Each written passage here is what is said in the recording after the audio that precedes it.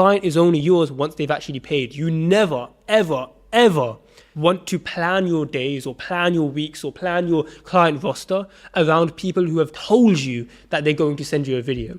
Because how many times have you had someone tell you, I'm going to give you a video next week? Next week comes around, there's no video to be edited. And now because you've planned your week around that video, you didn't take on other work. You didn't continue outreaching because you expected there to be work. And now your entire next 1, 2, 3 weeks is fucked because you planned around work that wasn't secured.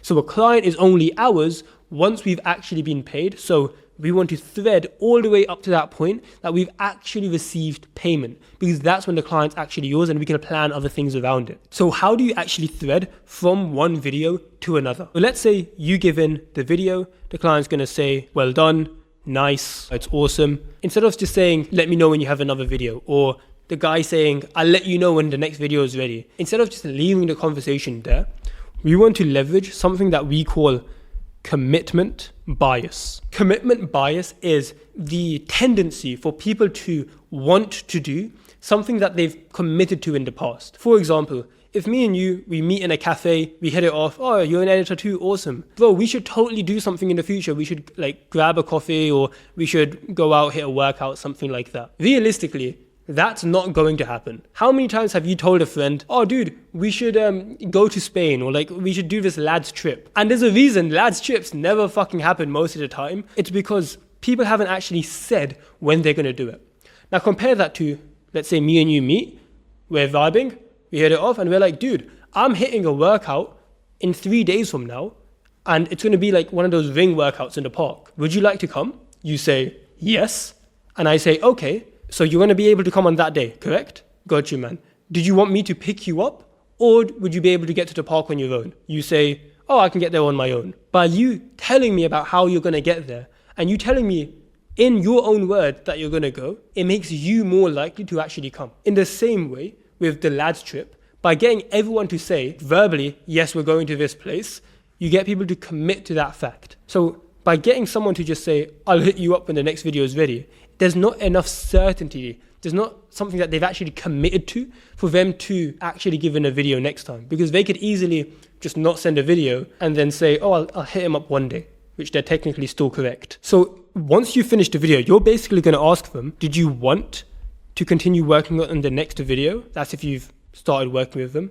But if you're pretty certain that you guys are going to continue working together, for example, before you actually close them, their expectation was set that it's going to be weekly or monthly videos, etc. Or if the conversation isn't like a new conversation with a relatively new client, but you guys have been working together for maybe a few weeks, few months, few years, in that case, you don't have to ask if they want to continue working together. You can assume that we're going to work together. But either case, if you can assume that they're working together, or you ask them, do you want to work together? And they say yes, all you're going to ask for is, when can you get the footage ready for the next video? Because what this does is it gets them to give a specific date, and now they feel like they have to commit to actually getting the video done to that date. So you complete the video, awesome, it looks good. You ask them, do you have another video? If they say yes, then you say, awesome, send it through, and then you collect payment. If they say no, you essentially say, no worries, appreciate you letting me know. And then you thread asking, when do you feel like you'd have the next video ready by? Then you get a date, and let's say they send you the video, then that's when you're going to basically get the footage first, look through it, collect payment, and then start on the video. If they say, I don't have the footage ready, then what you're going to do is push for payment first. Because if someone doesn't have footage ready, so they haven't given you footage, hasn't given you payment, they have no reason to actually follow through with what they've said. Because once again, how often has someone promised you work and then never ended up sending it? Versus how often has someone paid you for a video and then ghosted you? So we want to push for that payment as quickly as possible. But if we can't get payment, then we're going to look for other ways of commitment. So when someone gives you footage, that's another form of committing to the working relationship. When someone explains what they want in the video, that's another form of emotional commitment to the working relationship. So if we can't push for payment straight away, we're going to push for things like footage. We're going to push for things like emotional commitment by them explaining when they want to actually start on the video. So saying things like, okay, got it. I'll make sure that I won't take any other work until that date. You say things like that just so they feel like, oh, this guy is actually going to be negatively impacted if I don't give him that video. Now, in reality, between now and when you get that video, you have to be working on other work.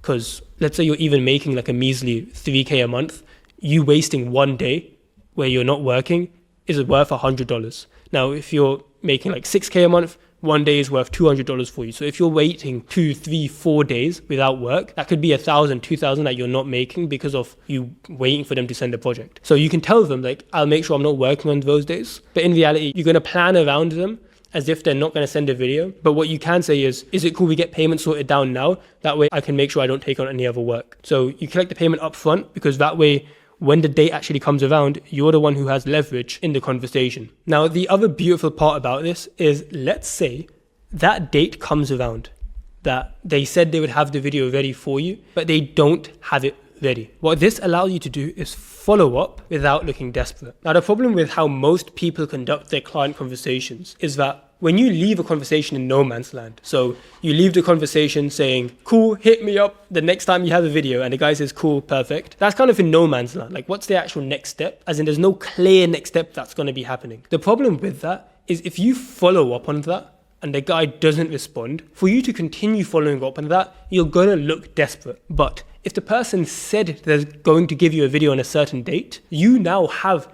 both the moral and social right to continue following up on them. For example, let's say me and you agreed to meet up at 5 p.m. and I'm not there by exactly 5 p.m. You have the right to call me and to double dial me and to text me and message me wherever because I agreed to me being there at 5 p.m. So you're not seen as desperate or needy for calling me. But if it was a situation where we hadn't had anything confirmed, we were like, oh, we should talk one day, and you fucking double dial me, text me on every social platform to meet up, that's desperate, that's needy. But if I've already confirmed something, then it's not. So in the same way, by you getting your client to say the exact date that they're going to have a video ready by, when you follow up 2 days before on the day, and if they haven't sent the video by then, after that, you don't look needy because they're the ones who said it. There's an entrepreneur, his name's Alex Hormozi. He does about $250 million a year, I believe. This guy, amazing entrepreneur. He has a framework that he calls BAM FAM. What BAM FAM stands for is book a meeting from a meeting.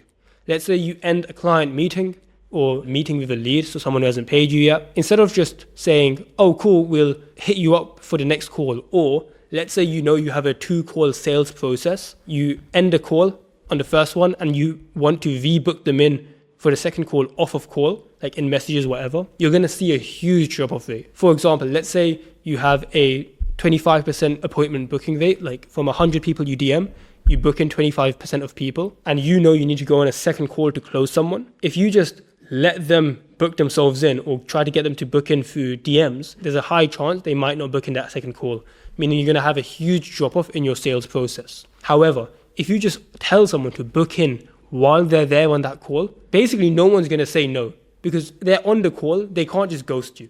Like when someone is on DMs, it's easy for them to ghost you.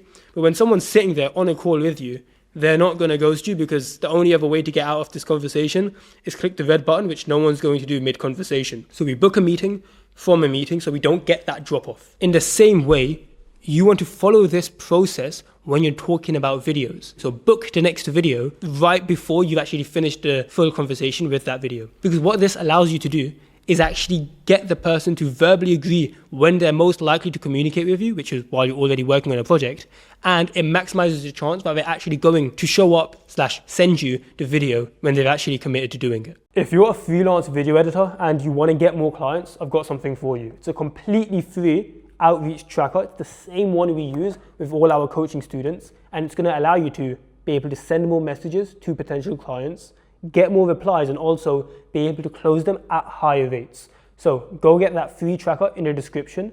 After you signed up for it, I'm going to send it straight to your email. I'm going to give you a bit more information on how I personally help video editors. So if you do want to get more help, you can apply there. But whether you get my further help or not, just go and get the free tracker for now, because at least you're going to be able to run this on your own for a while.